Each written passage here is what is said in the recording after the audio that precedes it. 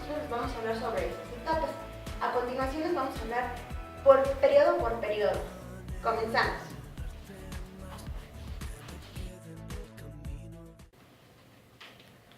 Oye, Chano, ¿ya viste que va a haber ofertas en la tienda de Raya?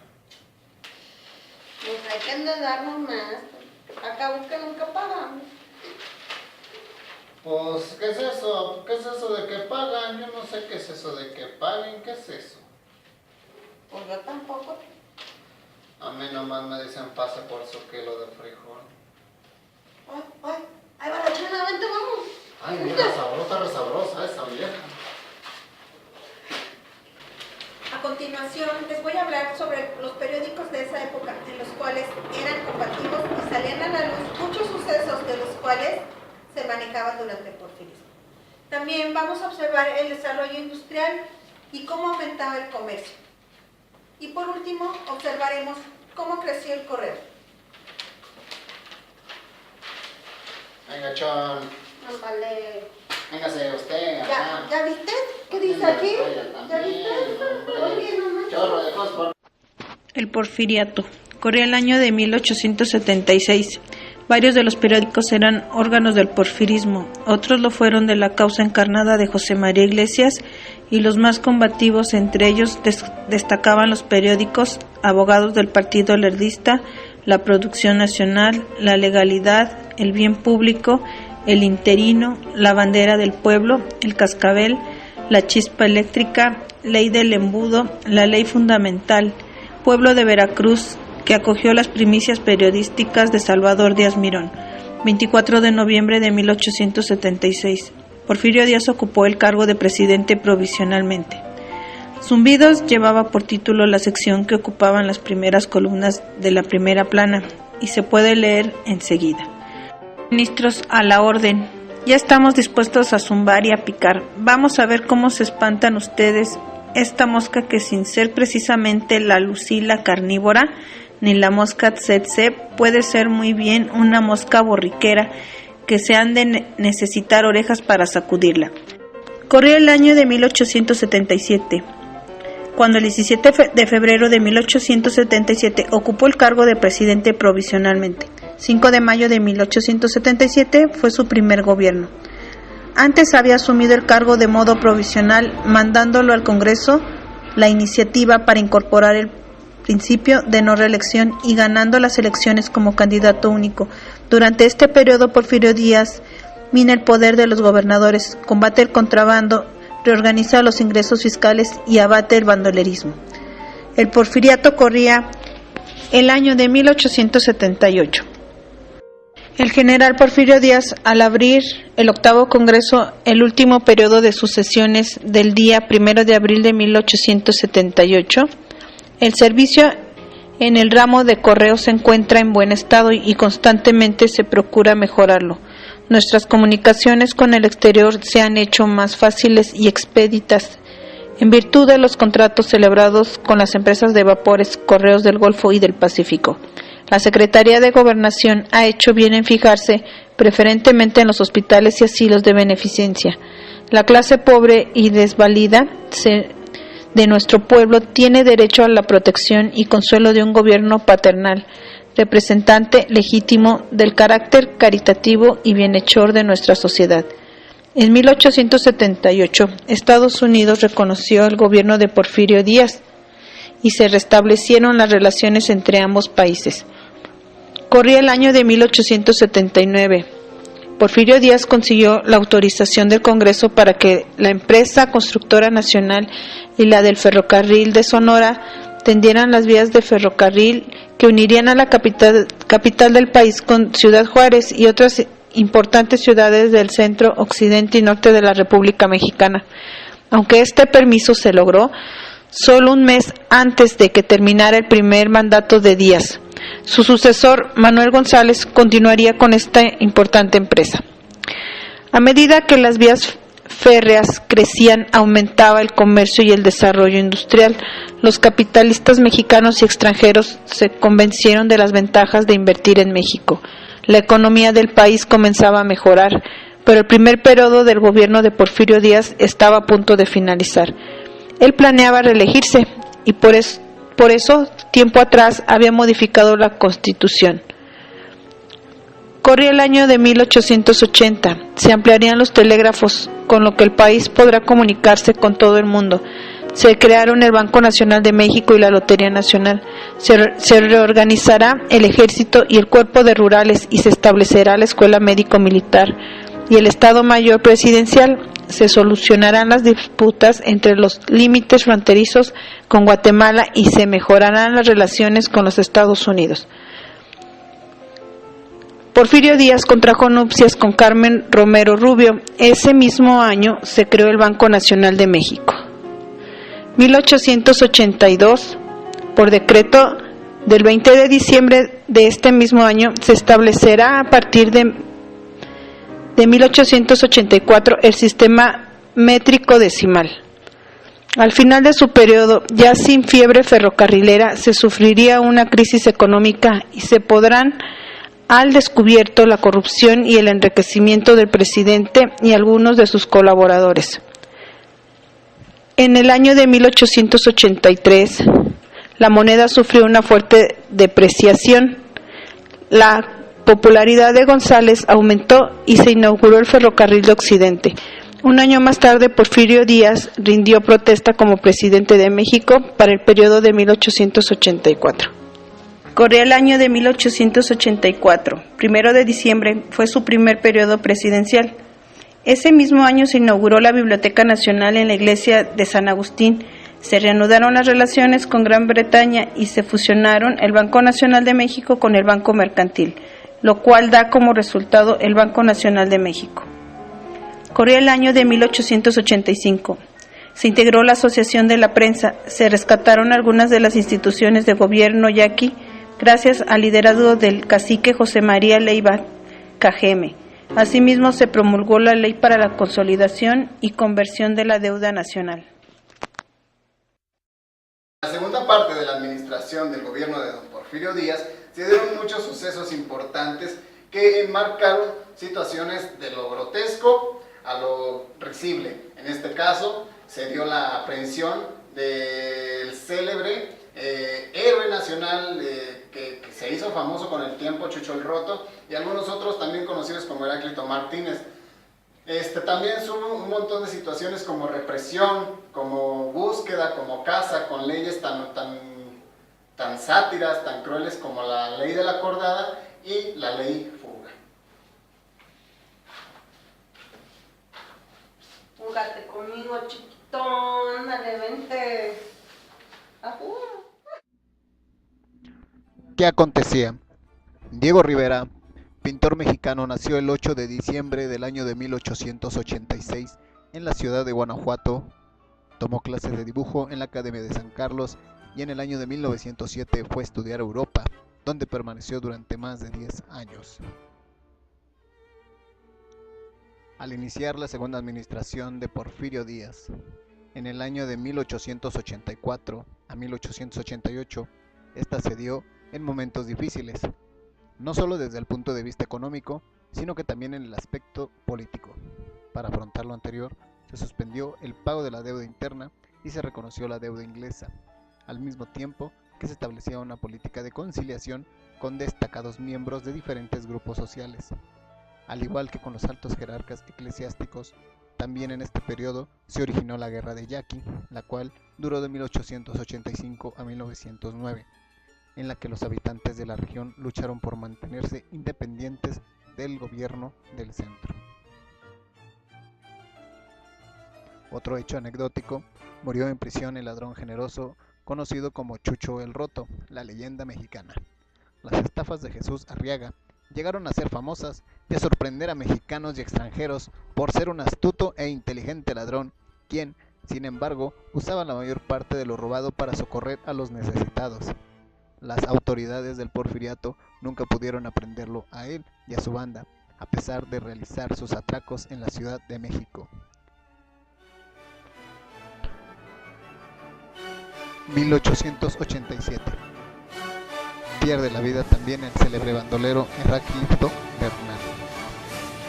Fueron años que el gobierno de Díaz luchó incansablemente contra la delincuencia de caminos o diligencias. En el tercer periodo presidencial, en el año de 1888 hasta el 92, Díaz consolidó su poder con base a los éxitos alcanzados en el segundo, la conservación de la paz del sepulcro, decían sus opositores, y la conquista de prosperidad. Sin embargo, en los últimos años de este cuatrienio, la popularidad del presidente se vio amenazada por una crisis financiera que puso en peligro la tan ponderada prosperidad. La pérdida general de las cosechas ocasionadas por las terribles sequías y la depreciación de la plata en los mercados mundiales fueron factores que a su vez generaron la devaluación del peso mexicano. En 1870, el peso y el dólar se intercambiaron a la par. En 1890, un peso por $0.87 y en 1894, un peso por $0.51. Como consecuencia de los anteriores, el cuarto periodo de Porfirio Díaz, de 1892 a 1896, se inició en condiciones de aguda crisis económica que afectaba directamente a lo social y repercutía en el ámbito político. Por fortuna, en 1893, José Yves Limantour se hizo cargo de la Secretaría de Hacienda y logró superar la crisis, circunstancias que favoreció la reelección de Porfirio Díaz para su quinto periodo presidencial, de 1896 a 1900. Entonces, Limantour organizaría también el sistema bancario mediante la Ley General de Instituciones de Crédito en 1897. Ámbito económico: agricultura y ganadería. El mayor porcentaje de la producción agrícola acabó en las haciendas mismas, que también desarrollaron la ganadería, ya que el campesino carecía de medios para incrementar las cosechas, mientras que la productividad ganadera solo podía desarrollarse por los grandes hacendados, que poseían el capital y los medios suficientes para atender al ganado. Las haciendas también fueron conocidas como ranchos cuando su extensión territorial no era tan grande.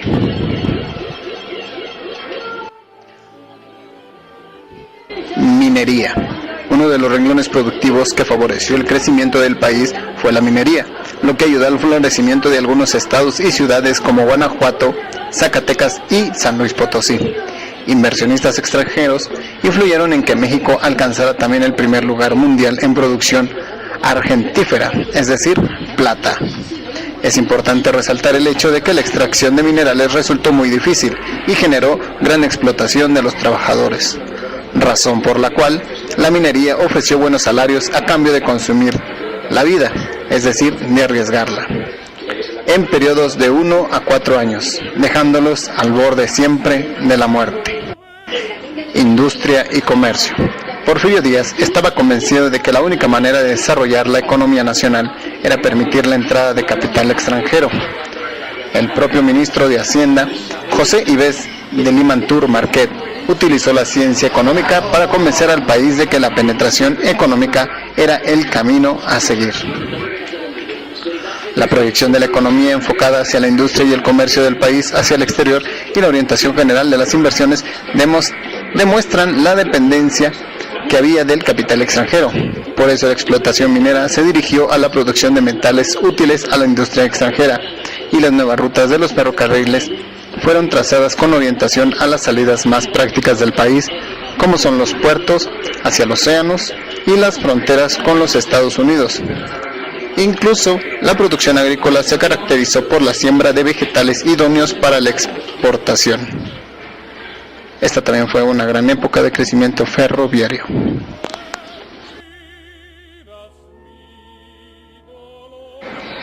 La policía.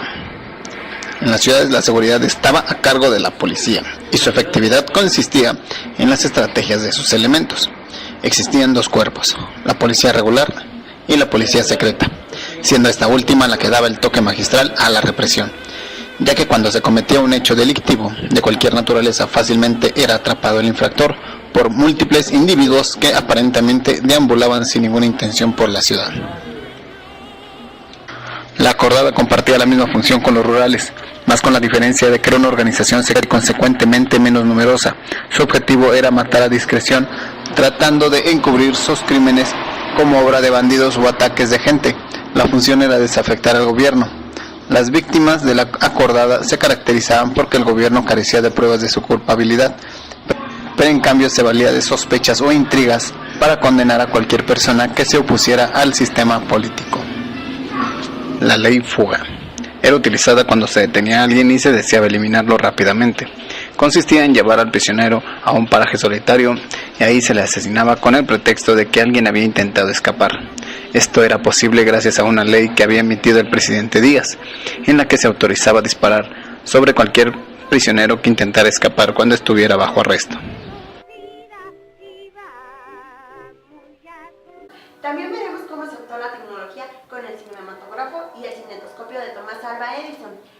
También veremos cómo se dio por primera vez el sexenio presidencial y además veremos el famoso asunto que fue lo de los 41 maricones, que en realidad fueron 42 porque involucraron a... Ahí apenas ven de la mano a uno con otro y ya le llaman maricón. Eso no puede ser posible. O sea... Y por último vamos a ver también cómo fue el atentado contra Porfirio Díaz. No se lo vayan a perder, estuvo buenísimo eso. Ya que fue un hombre que llegó y le dio un puñetazo por la espalda a Porfirio Díaz tirándolo y fue horrible. Ay, fue horrible. Ay. ¿Porfirio Díaz?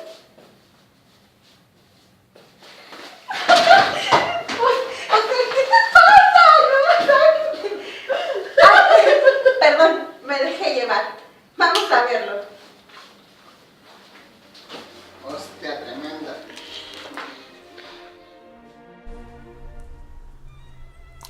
En 1895, durante el régimen porfirista, padeció un constante déficit hacendario originado por los problemas económicos y la diferente organización administrativa de los gobiernos anteriores. Por lo tanto, una de las tareas iniciales consistió en hacer reformas al sistema de ingresos y al gasto. Las medidas adoptadas por Porfirio Díaz en el progreso material, la paz y el orden fueron los objetivos declarados de esta época. Los dos últimos eran exclusivos de los caudillos y sus riendas, pero la promoción del primero fue compartida por el presidente y su ministro de Hacienda, José Ives Limantur, a partir de su llegada al gobierno en febrero de 1893. Limantur logró verdaderos milagros como la reducción de sueldos, sacrificó prebendas, logró abolir las alcabolas, reorganizó el sistema monetario bancario, reconvirtió todas las deudas, duplicó el valor de los bancos mexicanos y niveló en 1894 los presupuestos al año siguiente, obteniendo el primer superávit de la historia dependiente de México. También en este año se realizó el primer censo nacional, nombrado en aquel entonces como Censo General de la República Mexicana y hoy se conoce como Censo General de Población y Vivienda, y fue a partir de 1900 que se realiza cada 10 años. En 1896 es la segunda reelección de Porfirio Díaz. Para el 3 de junio del mismo año se expidió la Ley General de Instituciones de Crédito, y el 5 de agosto apareció una de las primeras notas publicadas en México sobre el cine. Esta decía: próximamente quedará establecida en esta ciudad este aparato óptico, del cual tanto ha hablado la prensa europea. Correspondió al general Porfirio Díaz convertirse en el primer espectador en México de esta maravilla en el castillo de Chapultepec, una función privada a cargo de los representantes de los Lumière, Bernat y Gabriel Byrne. La primera función pública fue días después, en donde ahora es la Bolsa Mexicana de Valores.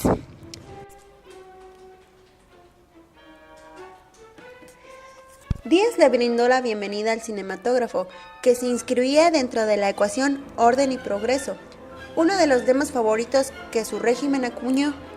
La tecnología era bien recibida, sobre todo si se trataba de invenciones provenientes, el cual era modelo de nación al que el gobierno porfirista aspiraba.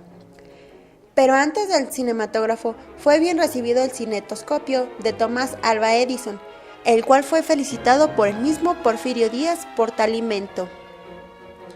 Al finalizar este año, el 12 de septiembre, se fundó el periódico El Imparcial. Su fundación se debía a Rafael Reyes Espíndola, considerado uno de los principales personajes de la industria periodística mexicana, el cual tenía un costo de 1 centavo. Ahí dice. En 1897 sucedió el atentado contra Porfirio Díaz. Se dice que al llegar a la Alameda, don Porfirio Díaz bajó del carruaje para dirigirse al pabellón morisco, cuando de repente sufrió el atentado. Un hombre rompió la valla, se abrió paso y le dio un puñetazo en la parte posterior del cuello, que hizo que cayera el sombrero de don Porfirio y este mismo a la vez. Exclamó esta persona: «Para que vean que soy un hombre». 1000 manos se levantaron entonces contra él. En medio de un clamor universal, un cargador lo tomó de los cabellos y algunos afirman que iba a hundirle un puñal en el pecho.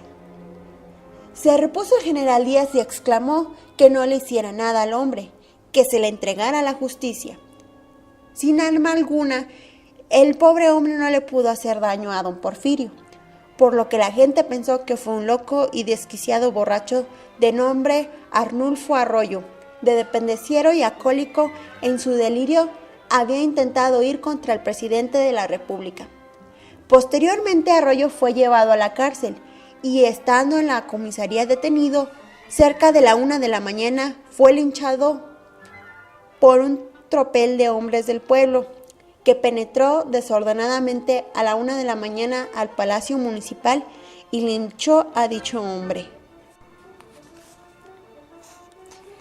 En 1898 se abre la primera sala pública de exhibición en México, llamada el Cinematógrafo Lumière, donde se inició el rodaje de Don Juan Tenorio, una de las primeras cintas mexicanas de argumento. Posteriormente se abriría el legendario Salón Rojo. En 1900 fue la tercera reelección de Porfirio Díaz. Para 1901, el 24 de diciembre se proclamó la Ley General de Petróleo y hubo una crisis económica de Estados Unidos que repercutió en México a través de una nueva baja de la plata, con la consecuencia de devaluación del peso y el aumento de la deuda externa. También en este año se dio el famoso baile de los 41 maricones, el cual fue el escándalo más sonado del siglo XIX y XX en México.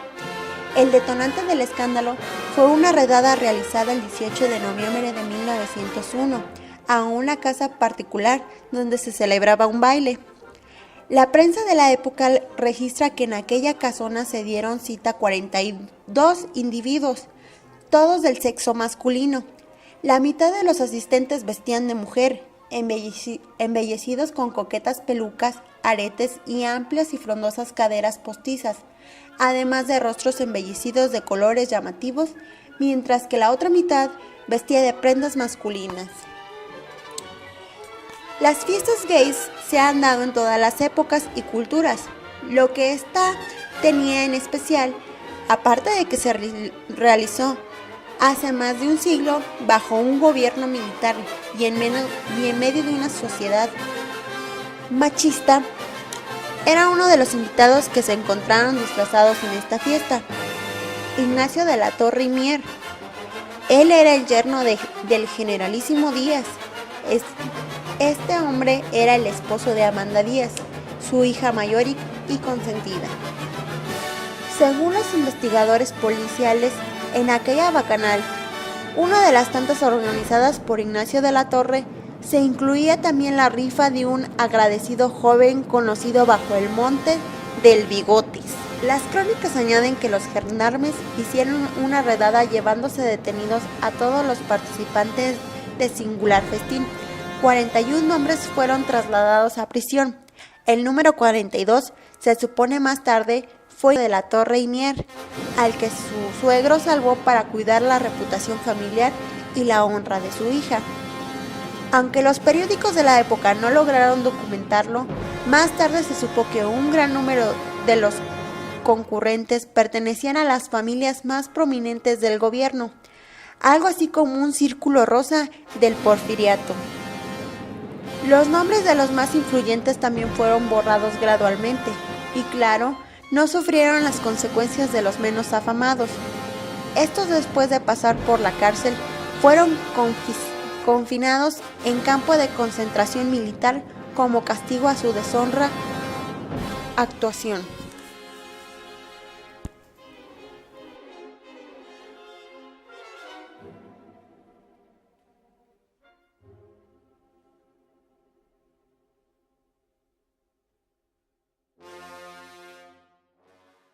La compañera Claudia Pérez Ríos no se encontró con nosotros en esta parte de la edición, ya que se le presentan situaciones de causa mayor, pero bueno, como siempre ella nos estuvo acompañando desde el lugar donde se encuentra y nos apoyó intensamente y arduamente con el 100% de la parte del trabajo que a ella le correspondía, así que por demás lo único que faltó fue en la parte final de la edición, que es en la que nosotros estamos el día de hoy trabajando. Ya para terminar, vamos a ver lo que es la última reelección de Porfirio Díaz. Esta fue la que duró durante 6 años y a la edad de 74 años. Bueno, ya para concluir, veremos cómo fue la renuncia a la presidencia del presidente Porfirio Díaz.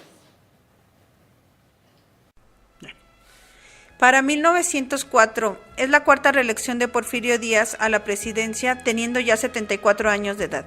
Las relaciones obrero-patronales comenzaron a deteriorarse. Como consecuencia surgieron varios movimientos laborales como huelgas de Cananea y Río Blanco. 1905. Justo Sierra es nombrado ministro de Instrucción Pública, revitalizando la cultura nacional. El gobierno realizó una reforma monetaria, adoptando como respaldo de la moneda mexicana el patrón oro. Antes había sido la plata, fijando la paridad en 2 pesos plata por dólar, lo que equivalía a una devaluación del 50%, medida que provocó inflación, deterioro de los salarios y aumento de la deuda externa, situación que aprovecharon los extranjeros para adquirir empresas y bienes raíces a muy bajo precio. 1906 estalló la huelga de Cananea en Sonora, un conflicto político sindical. En 1907, el presidente Díaz concedió una entrevista al periodista norteamericano James Craneman, donde manifestó su intención de retirarse del poder y afirmó que el país estaba preparado para la democracia, por lo cual vería con agrado la formación de partidos políticos para participar en las elecciones de 1910. Estas declaraciones produjeron un intenso debate y la formación de varias organizaciones políticas para obtener por la presidencia de la República. Uno de los movimientos importantes fue dirigido por el rico empresario y terrateniente coahuilense Francisco I. Madero, quien se convirtió en el representante de los intereses políticos de la burguesía terrateniente norteña y de la pequeña burguesía urbana. La formación del partido antirreeleccionista, con Madero a la cabeza, estableció un programa liberal democrático, cuyos puntos fundamentales fueron la no reelección y el respeto al sufragio efectivo, con los cuales logró conjuntar amplios sectores de la población. La prensa fue el medio más importante para difundir su campaña, recibiendo el apoyo de los periódicos El Antirreeleccionista, El Constitucionalista y Nueva Era, y en 1909 fundó el periódico El Demócrata. Crisis mundial de 1907. A finales del porfirismo 1907-1908, una crisis económica internacional afectó a México. La crisis fue a finales del porfirismo 1907-1908. Una crisis económica internacional afectó a México. La crisis fue especialmente dura y perjudicó a toda la población. Las consecuencias fueron desastrosas para toda la población mexicana. Los empresarios, al verse obligados a reducir su propio crédito, insumos o mercados, tuvieron que sanear su nómina o reduciendo los salarios, asimismo despidiendo empleados. La crisis económica es uno de los factores que repercutieron para el estallido de la Revolución Mexicana a finales del porfirismo. Haciendas y latifundios. Las leyes de colonización y la acción de las compañías deslindadoras favorecieron la concentración de la tierra en pocas manos y el despojo de las propiedades comunales indígenas. La separación de los campesinos de su tierra contribuyó a formar una vasta legión de proletarios y cuya mano de obra libre, desposeída de medios de producción, fue requisito indispensable para la aparición del capitalismo. Todo esto modificó profundamente la estructura agraria mexicana. Enormes latifundios, muchos de ellos en manos extranjeras, formaban con haciendas el paisaje rural mexicano. Una lucha permanente de las comunidades contra la voracidad latifundista, lo que provocó la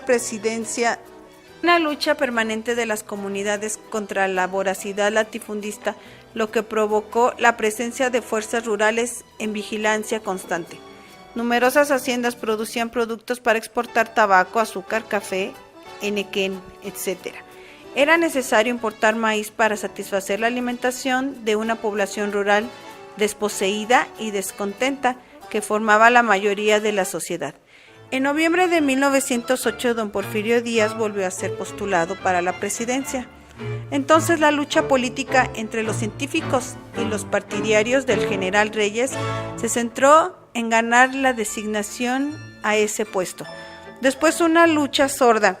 El general Díaz favoreció al candidato de los científicos, ya que eligió a Ramón Corral Reyes, el cual quedó ante una decisión fundamental para su carrera: o atacaba el nombramiento de Corral o se oponía abiertamente a la voluntad del dictador, en el riesgo de tener que tomar las armas para defender sus ambiciones políticas.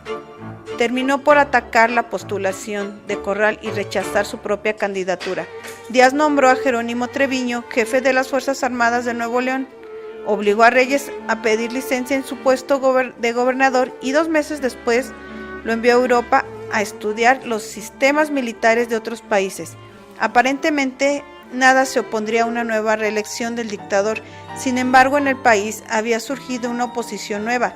Si Reyes no había tenido el arrojo para indignarla, Francisco I. Madero sí lo tendría. A raíz de la crisis de 1907, se desarrolló un malestar por parte de un importante sector terrateniente norteño. Este sector no tenía perspectivas reales de participar en el poder político porfirista. Madero y Venustiano Carranza, que encabezaron en su momento la revolución, pertenecían a este sector terrateniente. Movimiento maderista.